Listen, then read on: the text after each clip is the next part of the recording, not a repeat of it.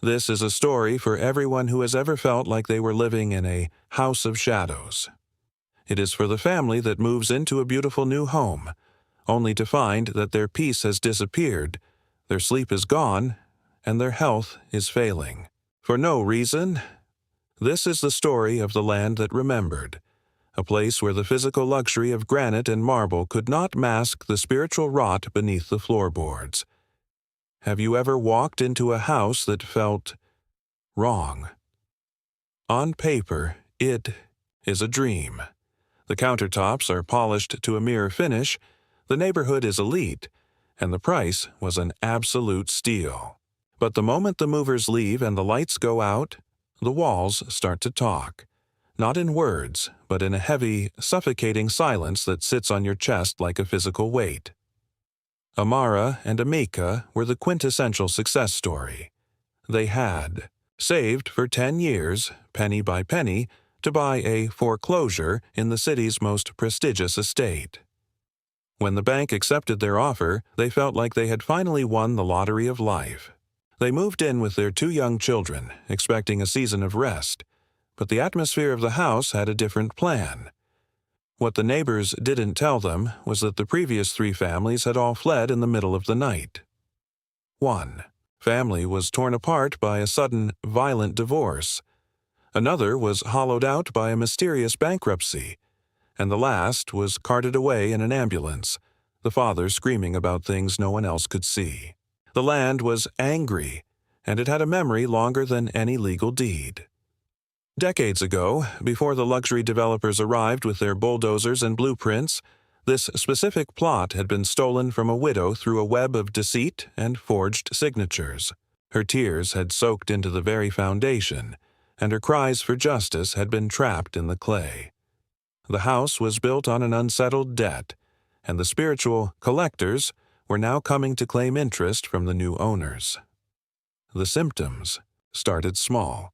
Amara found herself arguing with Amika over nothing, the way he breathed, the way the light hit the floor.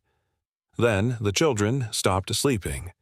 They would wake up at 3 a.m., trembling and pointing toward the nursery door, whispering about the man in the corner, who watched them with eyes like cold ash. Amara felt her health beginning to slip. She was always tired, a bone-deep exhaustion that no amount of coffee or sleep could fix. It felt as if the house itself was siphoning her vitality, feeding on the life force of those within its walls. She realized too late that they hadn't just bought a property, they had bought a history, and that history was trying to evict them. Most people in their position would have called a realtor to list the house or a lawyer to sue the bank for non-disclosure. But Amara was the granddaughter of a woman who knew the secrets of the spirit. She remembered her grandmother's weathered hands and her constant refrain. A house is only as strong as the prayers in its floorboards, and the land never forgets a debt. One Tuesday night, as the shadows in the hallway seemed to stretch and pulse with a life of their own, Amara reached her breaking point. She didn't pack a suitcase or call a moving truck. Instead, she grabbed a bottle of water, a small jar of consecrated oil, and her Bible. She looked into the oppressive darkness of the living room and spoke with a terrifying clarity. You've had this house for 40 years, but tonight your lease is terminated. She began what she called the real estate warfare. This wasn't a casual stroll around the yard. It was a spiritual siege. Every step Amara took was a legal claim in a court that does not use paper. She wasn't just walking on soil. She was walking on evidence, asserting that the blood of a new covenant was stronger than the blood of past betrayals. As she stepped out into the humid night air, she began to call out the widow's name, acknowledging the pain that had been ignored for 40 years.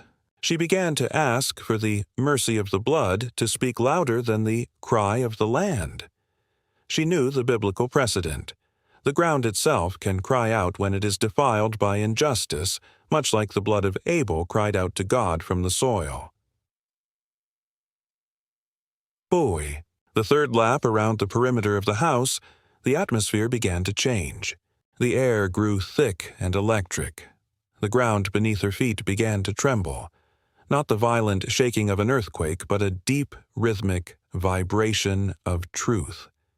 It felt as if the earth was waking up from a long, troubled sleep, reacting to the authority in her voice. Amara's voice rose in intensity. She wasn't just praying, she was issuing an eviction notice to every hovering spirit of unrest and every lingering shadow of the architect's greed. She marched with the conviction that she was the priest of her property, the gatekeeper of her family's peace, and she refused to yield an inch of the territory they had purchased. By the seventh lap, the spiritual manifestations reached a fever pitch. The shadow man, who had haunted the nursery door, wasn't standing anymore. Amara could hear a sound like a distant metallic screaming, a screeching of something being torn, away from its moorings. The house began to groan, the wood and stone popping and shifting as if the very materials were being purged of a toxin. Amara reached the front door, her heart hammering against her ribs like a trapped bird. She poured the oil into her palm and pressed it against the wood, the liquid shimmering in the moonlight. "In this house," she declared, her voice echoing through the quiet street, "we don't just live, we occupy. This is a territory of light, and the darkness has no legal standing here." As she made the final turn around the back of the house, near the old foundation of the original shack that had stood there decades prior, the ground didn't just vibrate, it split. A small, jagged crack appeared in the concrete of the patio, snaking toward the garden. From within that darkness, a foul, metallic odor escaped, the scent of a secret that had been buried far too deep for far too long. Emeka woke up with a jolt. In the master bedroom, his eyes snapping open as the heavy fog that had clouded his mind for months suddenly evaporated. He didn't see the shadow man in the corner anymore. Instead, he felt a strange magnetic pull toward the backyard, a sense of urgency that drew him out of bed and through the sliding glass doors. He found Amara standing over the crack in the patio, her face glowing with a sweat that looked like liquid silver in the moonlight. She looked exhausted, yet radiant, like a soldier who had just won a decisive battle. "Emeka," she whispered, pointing at the dark fissure in the concrete. "The house isn't haunted. The house is holding its breath. Something is trapped under our feet." Emeka grabbed a crowbar from the garage, and together they began to pry at the loosened concrete. Beneath the layers of modern construction lay a rusted iron box, wrapped in rotting leather. It was the anchor of the curse, the physical evidence of the legal theft that had occurred 40 years ago. They pried the box open with trembling hands. Inside, they didn't find gold or silver, but something far more valuable in the realm of the spirit. It was a collection of original land deeds, a set of handwritten letters from the widow pleading for her home, and a simple gold wedding band. These were the legalities, the proof that the woman hadn't just been cheated, she had been systematically erased. The realization hit them like a physical blow. The previous owners hadn't been haunted by a random demon. They had been haunted by the unanswered cry of justice. The house was literally fighting its occupants because it was waiting for its rightful story to be told. The land was rejecting any owner who participated in the fruit of the original theft without making it right. Amara and Emeka sat on the patio as the sun began to rise, the iron box between them. They realized that their real estate warfare wasn't just about their personal comfort or their sleep. It was about restoration. They couldn't just keep the evidence and move on. They had to become the instruments of the widow's vindication. They spent the next week tracking down the descendants of the widow, using the names in the letters. It led them away from the elite estate and into the forgotten corners of the city. They eventually found her grandson, a man named Samuel, living in a cramped shanty town and driving a taxi 18 hours a day just to survive. Most people would have kept the box secret to protect their investment. Telling the truth meant admitting their own deed might be flawed. But Amara knew the law of the kingdom. You cannot build a palace on a stolen plot and expect to sleep in peace. A blessing gained through another's sorrow is a curse in disguise. They called Samuel and invited him to the house. When the young man stepped onto the property, he began to weep uncontrollably. He told them how his grandmother had died of a broken heart, always talking about the stolen soil that should have been his inheritance. He had grown up in poverty because of a signature forged in the dark. In the very living room where the shadow man used to stand, Amara and Emeka handed Samuel the iron box. But they went further. They had prepared a legal document sharing the ownership of the land with him, giving him the equity he had been robbed of. It was a move that defied worldly logic but satisfied the court of heaven. The moment Samuel stepped into the house and spoke words of forgiveness over the memory of the thieves, the spiritual atmosphere didn't just clear, it anointed the house. The foreclosure became a fountain. The suffocating weight vanished, replaced by a peace so thick it felt like a warm blanket. Suddenly, the property value in the area didn't just rise, it doubled. But more importantly, the leaking in their lives stopped. Emeka, whose business had been struggling to pay the mortgage, received a call for a contract that would pay off the entire house in a single month. The land was no longer fighting them. The land was now working for them. This is the secret of the prayer-walked house. Your home is not just a building, it is a legal territory. If there is no peace in your bedroom, if your children are restless, if your finances are leaking, stop complaining to the realtor and start talking to the floorboards. You are the priest of your property. But the seventh lap had a secret that went beyond the walls of their home. When Amara and Emeka broke the curse on their own plot, they didn't realize they had pulled the master pin out of the entire estate. The spiritual shockwave of their integrity had traveled through the soil like an electric current, hitting the very center of the development.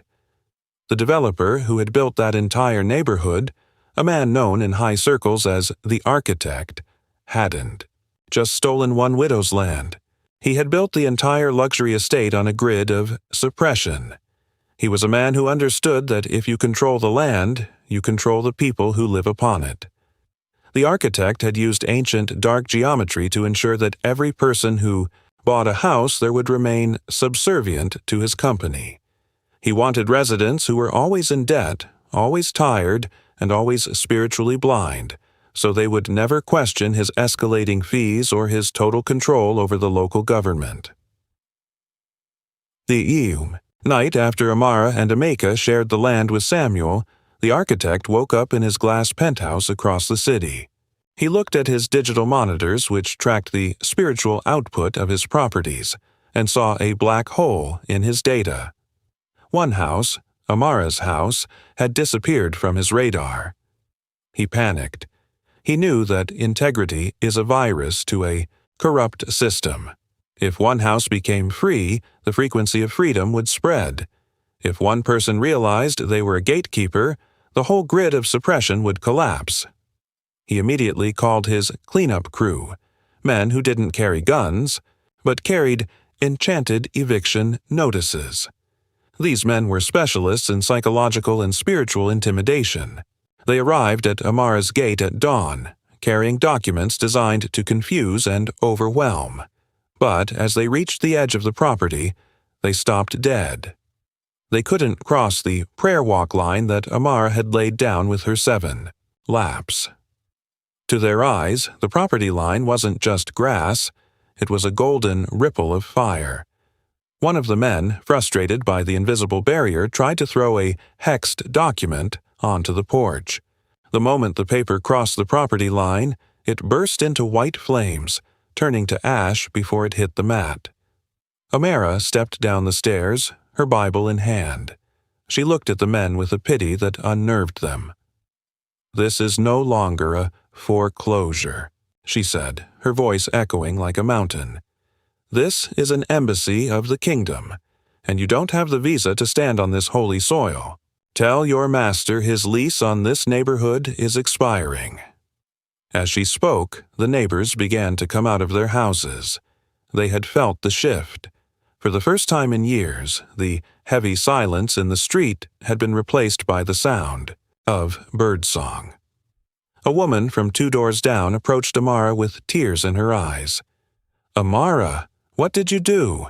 For the first time in 5 years, I slept without nightmares." The prayer walk quickly became a neighborhood march. Amara didn't keep the secret to herself. She taught the mothers how to pray over their doorposts and anoint their gates. Amika taught the fathers how to sanctify the gates, showing them that they were the spiritual landlords of their families. The real estate warfare turned into a territorial takeover, as more houses were disconnected from the architect's grid. The power of his corporation began to wither. By the end of the month, the company went bankrupt, not because of the market, but because the atmosphere of greed could no longer survive in a climate of grace. The estate was eventually renamed the City of Refuge. But there was one final secret buried deeper than the iron box. Samuel, the widow's grandson, revealed a piece of family history that changed everything. The architect hadn't just stolen the land. He had used the widow's family altar, a massive ancient stone, as the literal cornerstone of the estate's main gate.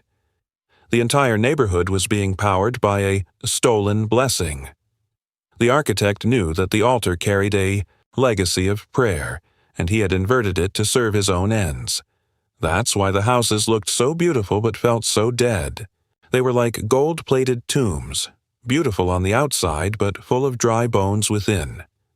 The architect knew that if that cornerstone was ever moved or reclaimed, the entire multi-billion-dollar estate would legally and physically belong to the person who held the original spiritual deed. The war wasn't over until the gate was reclaimed. Amara knew she had one final assignment to complete. It was the midnight of the 21st day since she had first walked the land. Amara didn't bring a sledgehammer this time. She brought the widow's wedding ring, the symbol of a covenant that death could not break. She knelt at the base of the massive stone pillar at the estate's entrance and pressed the gold band against the cold marble. "The earth is the Lord's," she whispered, quoting the ancient psalm, "and the fullness thereof. This stone does not belong to a corporation or a corrupt architect. It belongs to a covenant." As she spoke the words, the red pulse of the hidden dampeners within the stone turned a blinding, pure white. The architect's name, carved in expensive marble at the top of the arch, began to crack. Heavy chunks of stone fell away, shattering on the pavement. A hidden compartment at the base of the pillar slid open, revealing the foundational map. The original document that proved the entire estate was a trust, meant for the city's poor. The warfare was finally over. The architect didn't just lose his company. He lost his legal standing in every court. Because the foundation was proven to be fraudulent, the High Court ruled that the residents, led by Amara, now had the legal right to convert the estate into a non-profit cooperative. The unwanted land had become the most valuable territory in the nation, not because of the gold or the elite zip code, but because of the atmosphere. It became the only place in the country where people could walk through the gates and instantly be healed of chronic depression and anxiety. The prayer-walked house had officially become a prayer-walked city.